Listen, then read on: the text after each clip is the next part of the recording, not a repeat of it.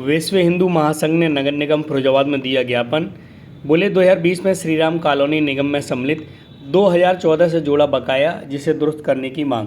विश्व हिंदू महासंघ के अध्यक्ष गेंदालाल राठौर के नेतृत्व में नगर निगम फिरोजाबाद में नगर आयुक्त की अनुपस्थिति में शुक्रवार दोपहर अपर नगर आयुक्त को ज्ञापन दिया गया, जिसमें कहा गया कि श्रीराम कॉलोनी 2017 में हुए निकाय चुनाव में निगम सीमा में शामिल नहीं थी। 2020 में निगम बोर्ड ने प्रस्ताव पास कर इसे निगम में शामिल करने को शासन से मंजूरी प्राप्त की, तब श्रीराम कॉलोनी निगम का हिस्सा बना। क्षेत्रीय जनों द्वारा संज्ञान में लाया गया कि जलकर गृहकर बकाया निगम आई क्या मामला है? 2014 से दे रहे हैं,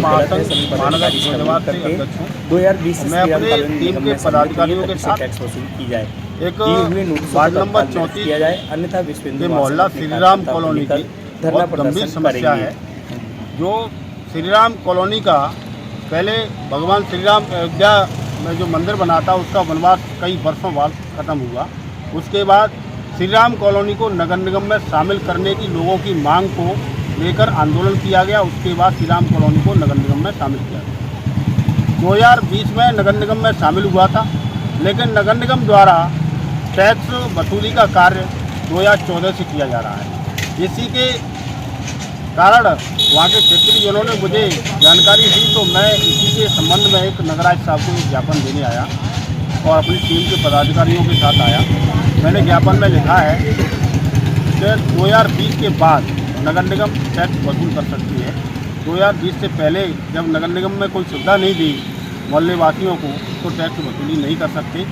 इसी के साथ एक समस्या और गंभीर है, जो खट्टागढ़ चनौरा पर बना हुआ है, उसमें आए दिन आग लगती है। उसे आग से धुआं जो उत्पन्न होता है, पॉल्यूशन होता है।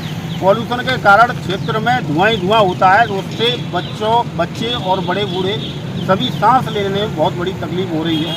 इससे तकलीफ से बीमार भी पड़ रहे हैं लोग।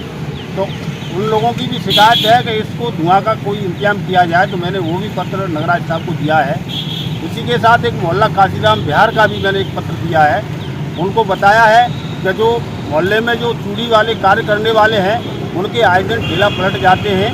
जो ठेला चूड़ी फूट जाती है, लोगों का नुकसान होता है। गरीब मजदूर हैं, मजदूरी करके अपना बच्चों का पालन पोषण कर रहे हैं, तो उनके ठेले से चूड़ी फूट जाती हैं। तो उस गलियों का निर्माण नहीं हुआ है। ऐसी गलियों का निर्माण होना चाहिए। इसी के साथ मैं अपनी वाणी को विराम देता हूँ। धन्यवाद।